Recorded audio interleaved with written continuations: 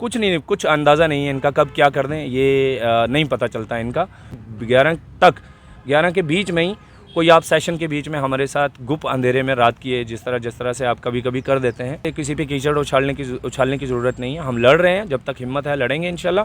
Reserve categories joint action committee की तरफ से परसों जो जम्मू के अंदर तमाम और ये जम्मू की कोऑर्डिनेशन कमेटी ने, गुजर बकरवाल कोऑर्डिनेशन कमेटी ने जो कॉल दी हुई थी उस पर जो प्रोटेस्ट हुआ, तो प्रोटेस्ट के इमीडिएटली बाद हमारी एक टीम यहाँ से वकला हजरात और उनमें से एक मैं भी, हम दिल्ली गए, दिल्ली से सहारनपुर गए और वहाँ पे इस मुल्क के सबसे बड़े रिज़र्व कैटेगरीज़ और रिज़र्वेशन के सबसे बड़े मसीहा और आज के वक्त में उभरते हुए सबसे हिंदुस्तान के बड़े लीडरों में से एक जनाब भाई चंद्रशेखर आज़ाद से मुलाकात हुई हमारी कल, और काफ़ी तफसीली मुलाकात हुई। हमने अपना पूरा जो केस है उनके सामने रखा, बहुत इत्मीनान से उन्होंने सुना और बिल आखिर उन्होंने ये हमें यकीन दहानी करवाई कि हम आपकी इस लड़ाई के अंदर, हम यानी कि भीम आर्मी और उनकी भीम आज़ाद समाज पार्टी और उनके साथ जितने जुड़े हुए मज़ीद संगठन हैं, जैसे गुजरों के अलग से हैं, शेड्यूल कास्ट के अलग से हैं, ओबीसीज़ के अलग से हैं,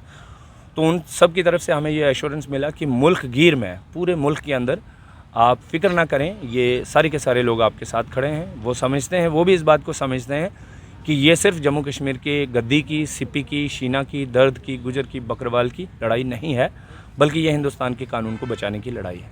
तो अल्हम्दुलिल्लाह हम आज वापस आए हैं और आपके चैनल्स के ज़रिए से ये रियासती इंतज़ामिया और अपनी जो अवाम है उन सब से हम गुजारिश करना चाहते हैं कि हमें बड़ा एहतराम है अपने मुल्क के जो कौमी योम हैं, अयाम हैं। तो 15 अगस्त के ज़िमन में जो पुलिस इंतज़ामिया ने कहा है कि 15 तारीख तक ना तो कोई सेलिब्रेशन होगा ना प्रोटेस्ट होगा, हम वो बात मानते हुए उस बात पे अमल कर रहे हैं।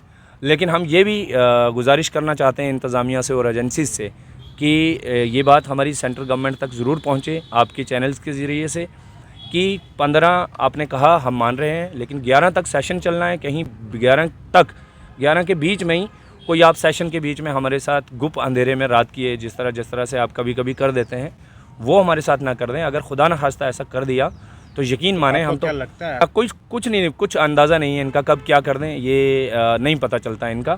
तो हमारा यही गुजारिश करने का मकसद ये है कि क्योंकि हम तो मेन स्ट्रीम के लोग हैं, they people are advocates practicing in the court, and मैं भी एक सोशल एक्टिविस्ट हूँ, पॉलिटिकल एक्टिविस्ट भी हूँ। तो हम सब की कोशिश रहती है कि हमारी कम्युनिटी इंटैक्ट रहे मेन स्ट्रीम से। तो कल खुदा न खास्ता अगर इस तरह का कुछ हो गया तो ये कौम, इस कौम के नौजवान जो हैं हमसे ना रुकेंगे कि ये सड़कों पे हम इनको रोक पाएँ, बहुत मुश्किल हो जाए। बड़े लोग हैं जनाब, वो बड़े लोग हैं, सड़कों पे नहीं आए, हम उनके तब भी शुक्रगुजार हैं, उन्होंने स्टेटमेंट दी। हम तो ये भी तवक्को नहीं रखते थे और ना भी देते तो हम उनका क्या ही कर लेते और ये कौम भी उनका क्या कर लेती।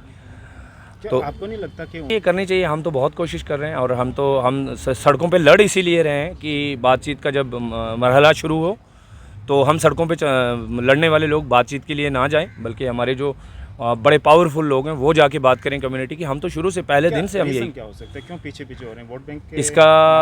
इसका जवाब वही दे सकते हैं। हम इस मसले में नहीं पढ़ना चाहते, लेकिन हमने वेलकम किया था उनकी स्टेटमेंट का। मैं तो आपसे पहले ही कह रहा हूँ कि हमें इतने का भी यकीन नहीं था, लेकिन उन्होंने स्टेटमेंट दे दी, ये हमारे लिए बड़ी बात है।